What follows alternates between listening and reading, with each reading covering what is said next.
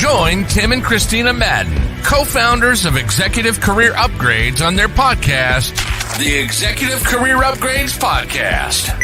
As an executive in today's highly competitive job market, it can be tough to succeed. However, with Tim's nationally recognized career advice and Kristina's mindset expertise, you can reach your full potential. Tune in to upgrade your career and get ahead of the competition.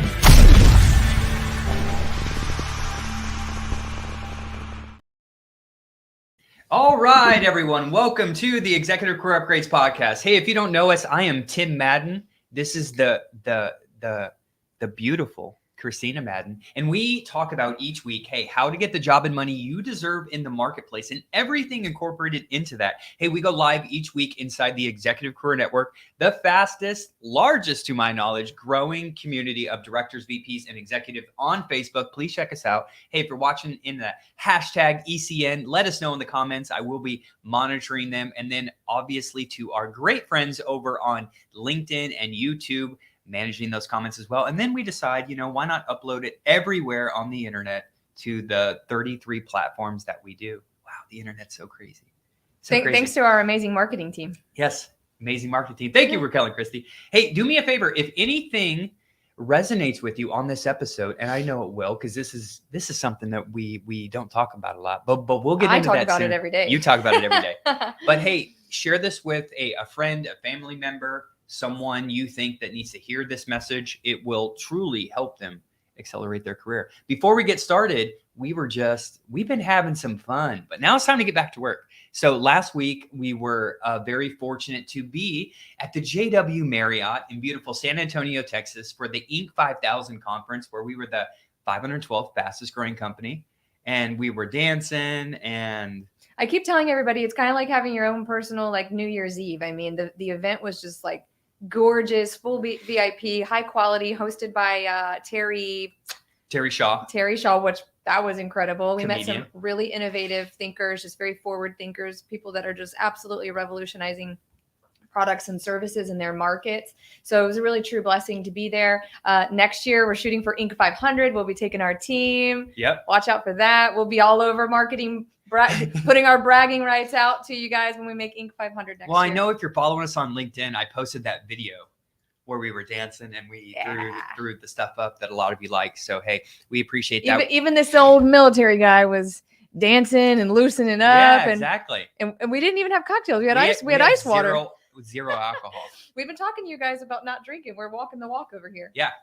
And then additionally, hey, thank you to Inc. has a sub portion of Inc. ran by Syracuse University for top veteran-owned businesses. And we are the 49th fastest growing veteran-owned businesses in the United States. So thanks to everyone's support in America and those, a great deal of you abroad, who tune in each week to the Executive Career Upgrades Podcast. So as always, before we get... Wait. What's up? You brought up the veteran statistic there. This weekend is Veterans Day, this Saturday. So I do want to just, while I'm on the podcast, wish everybody, our gratitude and thank you for your service. Enjoy your weekend this weekend. Some places are probably closed on Friday, so you guys can enjoy that. The reason we got this Get your free meal. Well, get your free meals, do all the fun things, go take advantage of all that fun stuff. But the reason we got that that recognition too is when this company first launched, we focused only on high ranking, not just high ranking, but mostly high ranking transitioning military veterans. And so I bring this up on Veterans Day week, that if you are transitioning or you're looking to make your way out of the military and you want to go into corporate America and target some of these high level positions, you couldn't be in better hands than over here at ECU. So if that's you and that's coming up time for you, then definitely schedule a call with us. And if that's you, go on over to execupgrades.com/podcast. Yeah. There we go. Well, let's get started. Kristina, episode 105, unlocking your inner potential, right? The value of belief and investment of people, with our special guest, Olivia Smith. I'm going to bring her in now. All right. Let's get started. Okay. Good morning. Good morning. Hello, Olivia. Welcome to the Executive Career Upgrades podcast. I have some incredible questions for you today because after stalking you down on the internet, all over the internet and all over your website, I've learned a lot about what you do, what you focus on, and it's kind of my love language. And so I'm really excited to ask you some questions. But Olivia Smith is the founder of Write a New Story. You can find her on her website. Maybe Raquel, if you're listening, you can even drop her website so everyone can go over and take a look at what you provide. But she is dedicated to helping businesses of all sizes transform their operations, improve their communication, and build strong, productive teams. But Olivia, I am sure you can introduce yourself better than I can. So tell us a little bit about what you do and what your background is. So my background, I have a sort of a wacky resume. I went from nursing to building a 7-figure manufacturing company to starting a nonprofit. So I have an unusual background, but it has prepared me for the consulting work that I do now and my focus on culture and people and the importance of the people to your organization. Awesome. And when I was on your website, I read a lot about the work you've done that is trauma related. And this always gets me excited. It gets my blood pumping because, when people come to us, they're looking to grow in their career. They're looking to, set new goals, build relationships, and just grow just overall. And it usually comes down to maybe not the first conversation, but the second and third conversation, we start to understand where people are struggling with some of their just lingering childhood trauma. And so my question, I talk to people about this all day, but I want to hear more about what you think happens during that process of working through trauma and how some of that trauma can hold people back, because obviously it impacts belief systems and confidence. So how do you work with your clients and what do you see people struggling with?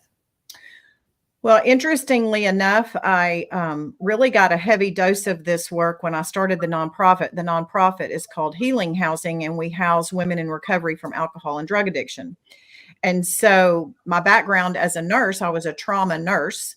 And so you and I are now talking about a different kind of trauma. And so watching the women come through Healing Housing, hearing their stories, I finally realized, we're not housing addicts, we're housing trauma victims. And that was sort of maybe I shouldn't have been surprised, but it was kind of a light switch moment where I went, wow, I now so much more easily can see this tie between the childhood trauma these women had experienced. Not all, but most had experienced childhood trauma. And I had a therapist one time say, people will either take themselves out or they'll find something to numb the pain. And that's the ones that don't take themselves out and find something to numb the pain. That's the reason they're still alive, And so it was very eye-opening to work with those women and to learn their stories and to understand how that set them up for really a lifetime of struggle.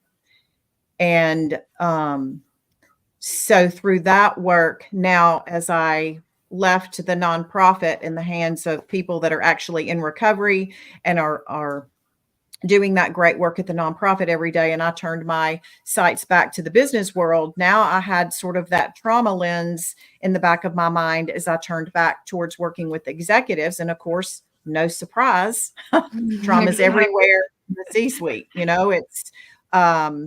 It's if you just look at one statistic of childhood sexual abuse, for instance, it's 1 in 4 girls and 1 in 6 boys by age 18 have been sexually abused. Well, there's walking wounded everywhere just from that one issue. So you just have to bring an awareness to your consulting, your coaching that, like you said, to your point, Kristina, they're not going to pipe up and tell you that in meeting number 1. They may never tell you. But when you're observing behavior, observing how the CEO is behaving, trying to put pieces together, sort of the hamster wheel that you'll see a CEO on where they just go and go and go and go and there's no off button. They're 24/7. They're spinning. That's a red flag to me now because that's a trauma response, or in many instances is a trauma response. So you just learn certain behaviors that you've gotten used to seeing in the trauma arena, you can recognize those same signs in the business world. It's sort of universal. Trauma is not specific to just alcohol and drug abuse. It's a wide range of trauma that's out there lingering. That's right. Oh, sorry. What was that?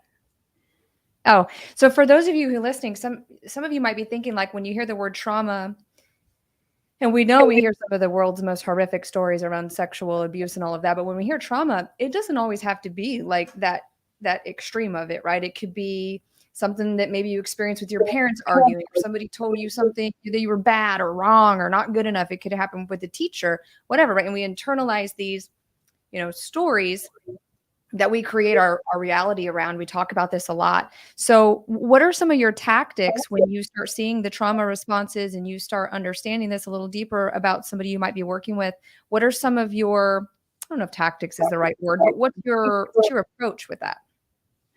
Well, I think, it has to be very soft because, of course, as coaches and consultants, we're not therapists. So you have to be very careful about how you approach that. My first, when I feel like I'm seeing it and it has not been discussed in any meetings, then you just sort of ask questions that might allow the room to soften up a bit, make sure that they've got an environment they feel safe to talk. And if someone does go there and start talking about that, my first question is always, have you ever gotten help for this? Have you ever reached out to and had, any therapy?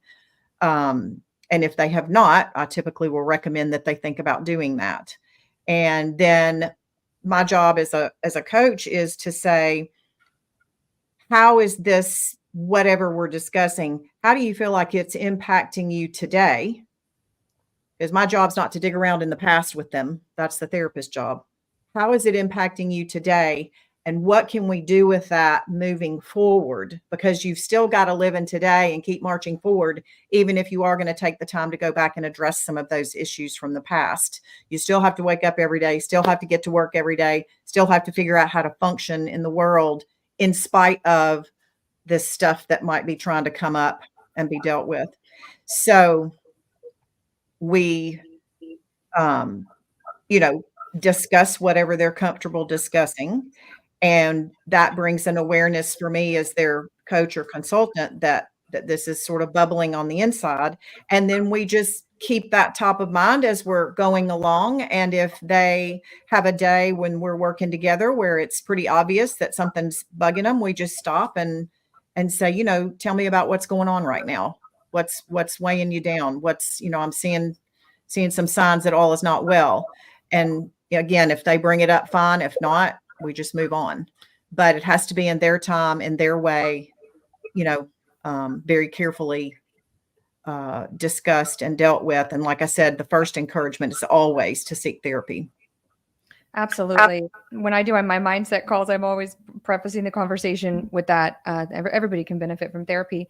So I love this. I love this conversation. So when you have, when somebody comes into our environment and they want to enroll in executive career coaching, and everybody thinks it's about the job and the salary and the next best thing.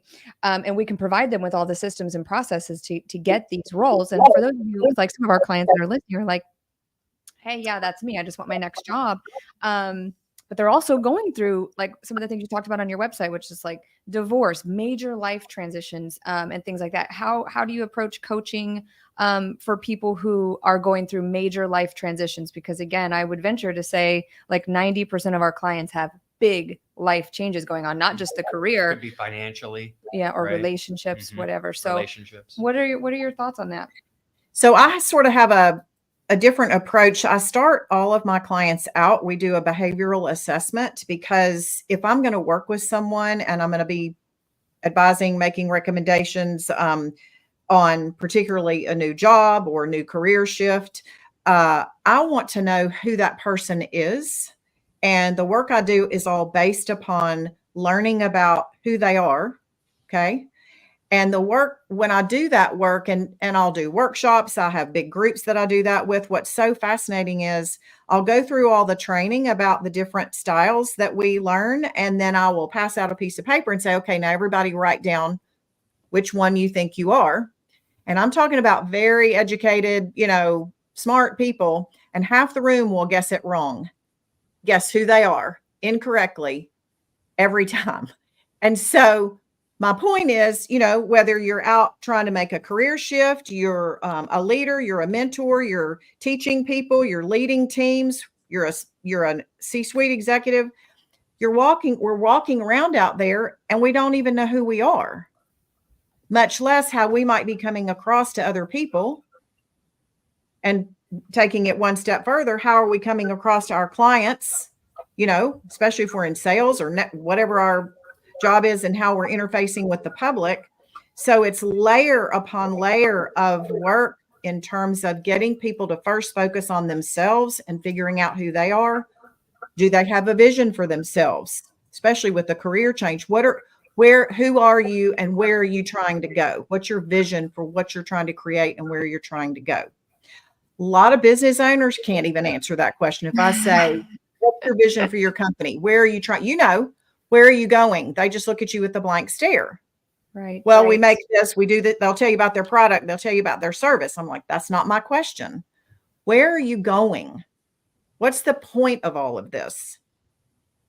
And so that's kind of where we start. What's the point of you and your life right now? Where does it end? Where are we trying to go? What's your path?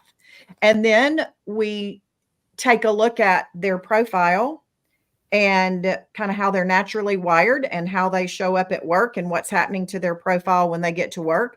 And then we dig into what kinds of jobs, what kinds of positions make the most sense with who they are. We're all smart people. We can all take any job and do a pretty good job in it. But if it's not a fit with really who we are and where we're trying to go, it's not a long-term solution for happiness. You'll be miserable after a year or two. And that's not what we want. If it's an emergency, I've got to find a job this week. If it's some sort of, but you've just got to recognize long-term, you've got to focus on who you are, what your strongest gifts are, where the opportunity is for you to match your passion with a place that has a mission and a vision that matches with where you're trying to go. And that's usually a recipe for success. Yes. And exactly what you just described, guys, is the foundation of people and culture. And the reason people haven't stopped to ask themselves this question, where would I be most happy? What kind of environment would I thrive in best? Goes back to the belief lids and lack of self-worth and lack of self-confidence. So if you find yourself thinking maybe you don't think you deserve happiness. Well, that would be one of the reasons why you end up in toxic work environment after toxic work environment after toxic work. Yeah. It's one of those things too, where, I was just at an event where there was just lots of business owners there. And to Olivia's point, business owners, the ones I speak with, have problems hiring great people, right? But they don't have a vision for their company. They don't have big goals. So here we are kind of in a job market right now, right? Where lots of people don't even know what they want to do long-term, and they haven't mapped out their goals.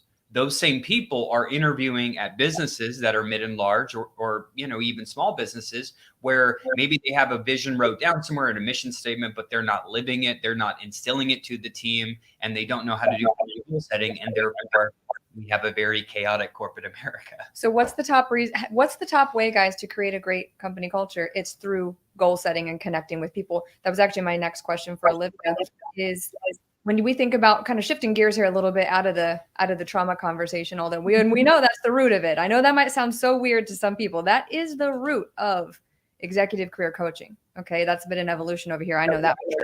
But people and culture. So connecting with people, setting goals, and tackling operations and leadership and all of that. So tell us about these workshops that you do.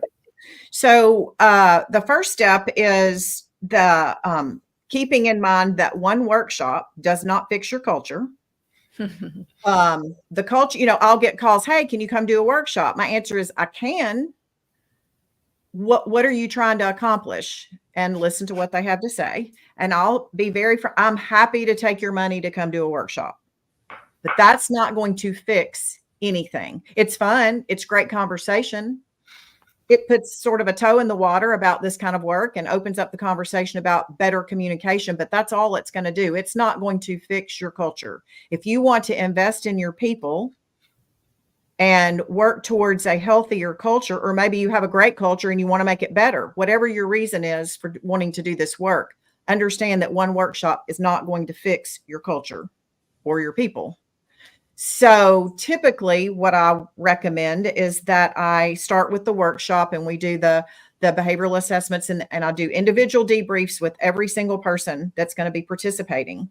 And then usually quarterly come back in and do additional training based on the work we did in the initial workshop. And all along the way, if they're adding new employees, we get them tested, we get them up to speed on the language that we're trying to create, the communication and the new language that we're trying to create within the organization, so that we're trying to keep everybody marching, to the same verse and song all along the way. And so after about a year of doing that work, you'll start to see things really taking hold. The leaders are now more informed about how to conduct a meeting and speak to every single type of person that's in that room in a more constructive way. One of the most common leader complaints that I get is, I hold meetings, I walk in the door, I'm happy, I'm talking about all the things we're going to be doing and the changes we're going to be making and the vision and where we're going, and half the room sits there and says nothing. I don't know what to do about that. I hear it over and over and over and over again. Well, it's because if the word change came out of your mouth, you just froze half the room. Yep. Right off the bat, you've just scared them to death. And so it's just, it's such an interesting set of issues that you get into when you start really digging into the culture work. But we typically lead in our style, whatever style we are. We bounce in the room, we lead the meeting our way, and we walk out and we think we did a great job. And that's really all we ever think about. And we go do the next meeting and the next meeting. And we never stop to think about how our words are being received. Did we get feedback from anyone on what the temperature of the room was after the meeting was over? I mean, there's no follow-up. We just continue to blow through our CEO life, leading in our way. And usually that's a pretty uninformed way of doing business. And it's not a great way to build culture. So when I talk, yeah, we're having a little bit of audio. One of the things I wanted to touch on, I know Kristina has a question too, is I'm glad you brought that up. I'm glad you brought up that a 30-minute workshop is not going to fix your culture and people problems that you've likely had for 5 years, right?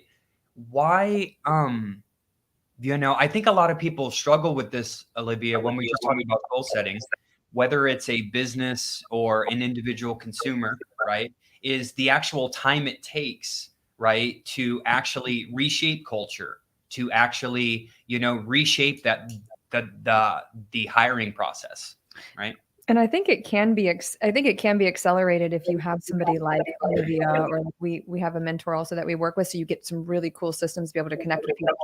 But yeah, I'm sorry. So what was your question for? No, it was just a comment. It was like, people don't realize how long it takes, and people can only communicate, or can only meet people as far as they've met themselves. So if you're like what she just described, which is you're having a hard time enrolling people in this new vision, these new beliefs. Oh my gosh, you're so happy, and you've gone in and you expected all these people to be so excited, ready to follow you.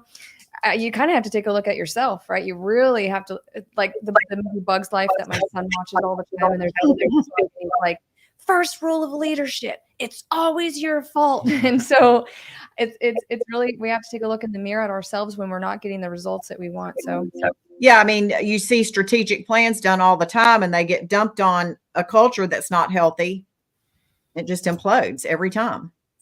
So I think if you talk about, let's talk numbers for a minute. If we, you all mentioned at the outset about, retention and keeping employees. Let's just take a average $40,000 a year employee and you lose that person. So that's at minimum 50% of their annual salary to replace them. So $20,000 to replace that person. If you do a year work of this cultural work with me, it's less than $10,000. You, at the end of the year, have a much healthier culture. Hopefully no one has left. Obviously, reasons beyond an employer's control certainly happen sometimes with employees, but typically employees leave because of a poor culture, not because they're not being paid enough, but because of a poor culture, a sick culture, a culture where no one's investing in them. No one's helping them grow. The leader doesn't know how to lead. The leader's been put into a leadership position. They've never been a leader before. They don't mean to be doing it poorly. They just don't have any, they've never had any training themselves. So there are many reasons why cultures get off on the wrong foot, but an investment in this sort of work is not all that expensive, and it's certainly less expensive than losing even one person and the cost of one person. I don't think people really stop to realize the cost of turnover and the drain that turnover brings to an organization.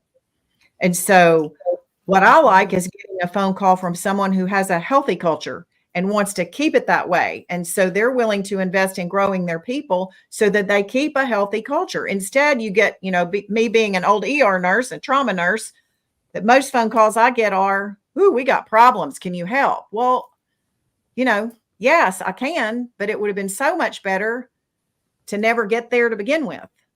So having a proactive, it's no different than the proactive wellness, the wellness concept. Go to your doctor and stay well, as opposed to just going to your doctor after the wheels have come off.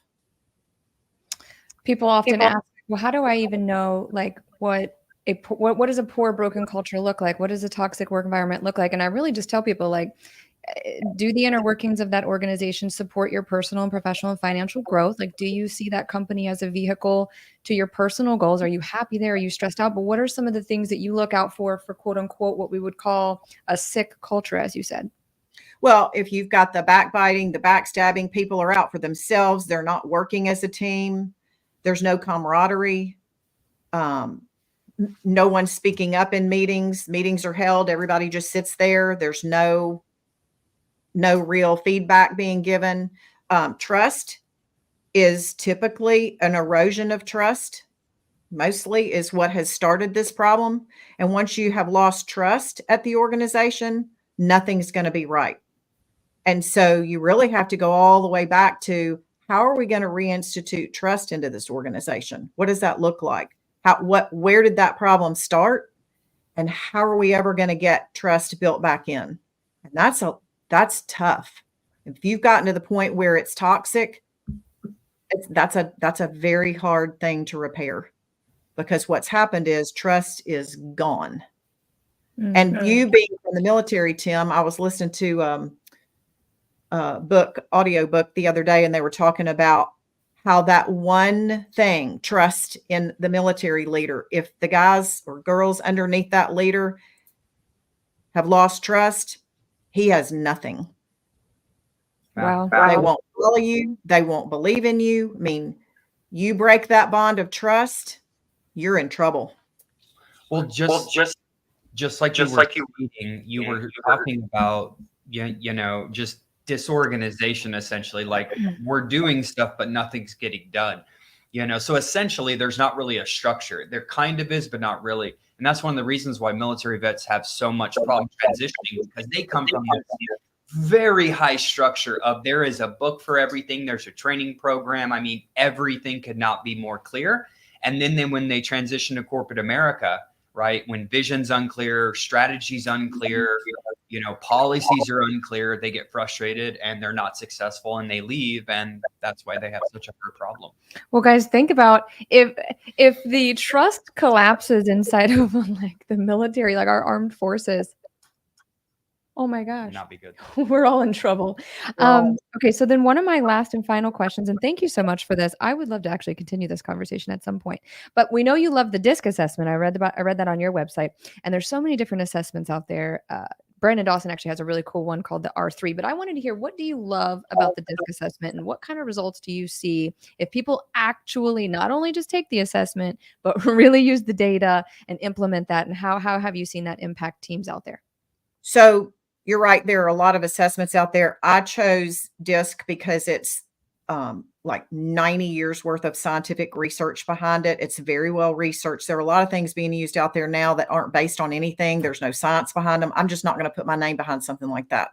So the DISC is very well researched, lots and lots and lots of data behind it. And it's the simplest. It's 4 styles. I can teach it in 3, hour and a half. The workshop I do is usually a 3-hour workshop. I teach the DISC styles in about an hour and a half, and then we completely get focused on the people that have done the assessments in the last hour and a half.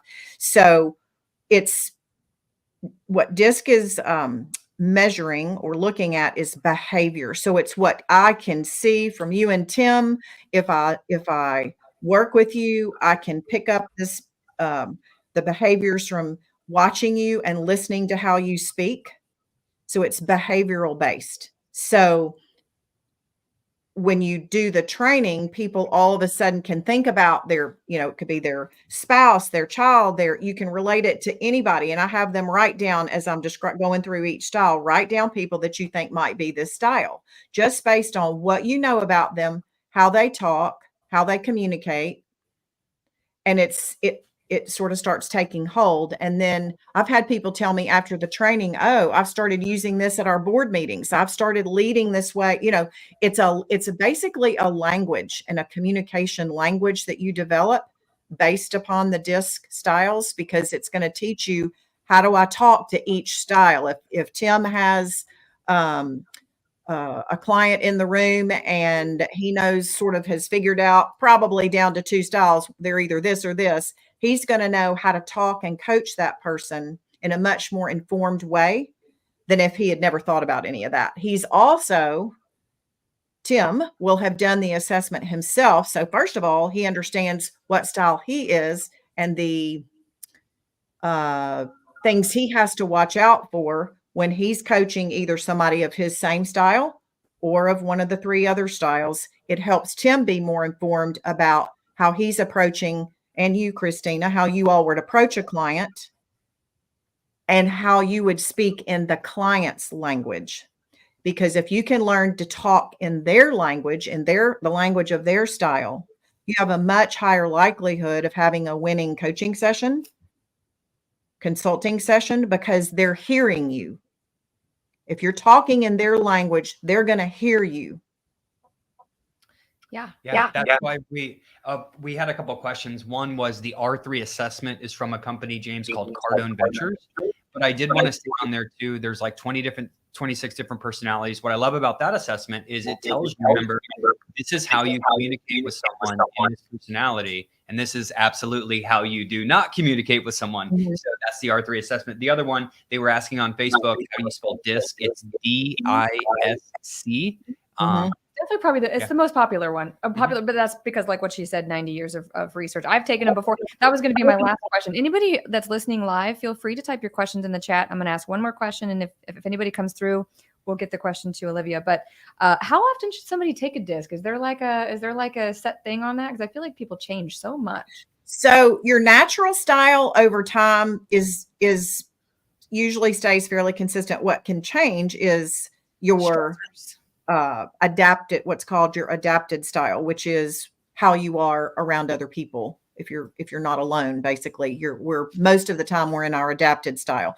That can change if you've had a big life event, if you've had a huge career shift. I mean, yes, parts of that can shift, but what I look at is their natural style, because that's what we're trying to coach to, is who they really are. And so that typically is not going to have probably not terribly drastic changes over time. Okay. Do you have any final questions? Or Olivia, if you have any final comments or anything you'd like to share with the audience, feel free to do that. Well, if they went to my website, I have a 2-question quiz, which gives you an immediate guesstimate as to probably what your primary style is. So they may find that interesting. But I think just having people be open to the idea of learning more about themselves. Self-reflection is not easy. And especially for CEOs who are blowing and going and busy, and I don't have time for that kind of stuff. You know, it feels touchy-feely. I've had some hard lessons that I've had to learn as an employer, as a CEO, in terms of people. And that's why I'm doing this work now, is because I wish I had known this information 20 years ago, 30 years ago, what a difference it might have made for me as a leader in my career. Because the way I led was my way, and I thought that was the right way.